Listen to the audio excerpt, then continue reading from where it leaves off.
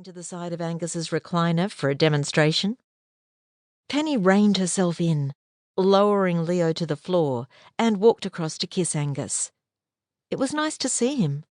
She smiled down at his face, noticing how he looked a lot more like his old self now that he was home where he belonged, away from the artificial lights and clinical setting.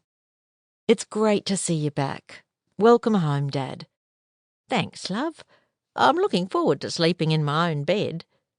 The wheelchair nudged her leg in the same spot she had collided with the sofa, and she cringed as a cheeky grin appeared on Evie's face. "I'm going to practice for murder ball. Watch out, Auntie Pen." "Careful, guys, it's not a toy. And don't bang into Grandpa or Auntie Penny's leg." Diana threw Penny an apologetic look and raised an empty cup. "Tea?" "I'd love a cuppa," said Penny. "But I've got 4 stands running and shearers that'll be begging for afternoon smoko any minute now." She walked over to Diana and lowered her voice to an urgent whisper. "He's looking better already. Don't get me wrong, I'm thrilled to see him home. But when on earth was this decided?" "Lara announced it this morning. Said she was collecting him with Angie." Penny glanced at Angie standing by the wood fire, again deep in conversation with Lara. She swallowed hard and glanced at her watch, aware she was cutting it fine. She'd already learned the hard way about standing between a hungry shearer and his tucker. "I offered to have him at my place, but between Cameron's sleepwalking, Harry's night terrors and Leo's teething, he'd never get a full night's sleep. I just can't believe she'd yank him out of the rehab ward. Last time I visited, he could barely shower or dress," said Penny. Penny stalked across the room. The wood fire crackled and glowed, but there was no time to stand and warm her hands. "Lara, Angie, could you help me get some more firewood?" She looked pointedly at the near-empty wood box beside the roaring fire. The 3 sisters headed outside. The wood pile was dwindling, another reason why she'd been letting the fire go out overnight and only restarting it when she came in for the evening. Penny started collecting an armful of wood, keeping her voice light. "You 2 look pretty pleased with your big surprise. Wasn't Dad supposed to stay in the hospital for at least another week or 2? "He was sick of it, Pen. You should have seen him yesterday. He practically begged me to smuggle him out," said Angie, studying the fiddleback on a large piece of red gum, the grain crimped like a clip of merino wool.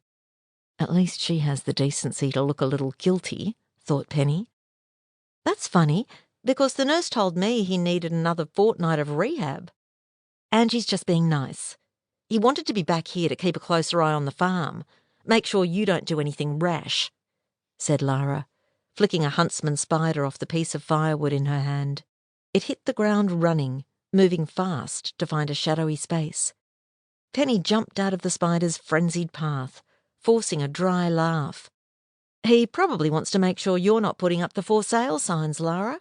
He's going to need a lot of care. I hope you plan on offering full nursing services. I'll come round now and then, but weren't you the one Dad just nursed back to health? Surely it's your turn to repay the favour." "Repay the favour? You're kidding me, Lara. I'm up to my eyeballs already, and I don't have time to argue," Penny shot back.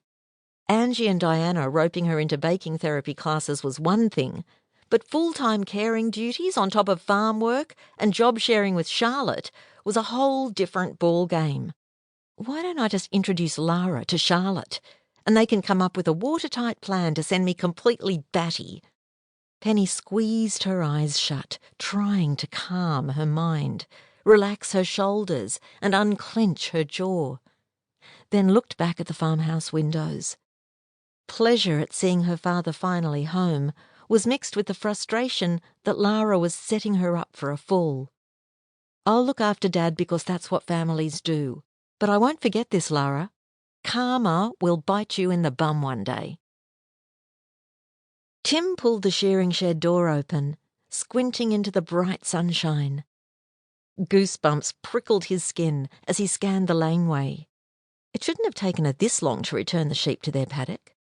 He'd counted out the runs himself, filled in the tally books, and set Penny's trays of slice and fruit salad onto the battered tea room table, where the shearers had started devouring them at a rapid rate.